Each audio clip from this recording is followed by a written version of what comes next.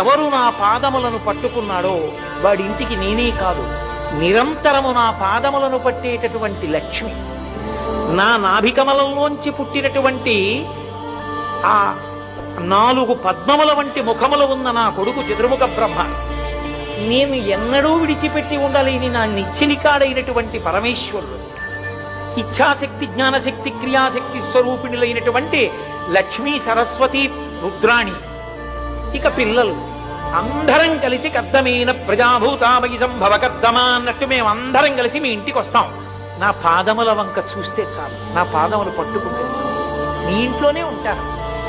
మీరు ఆర్తితో వెంకటరమణుడి పాదముల వంక చూడటమే మీ గుండెల్లోకి మీ ఇంట్లోకి రమ్మని ఆహ్వానం పలకండి. మీ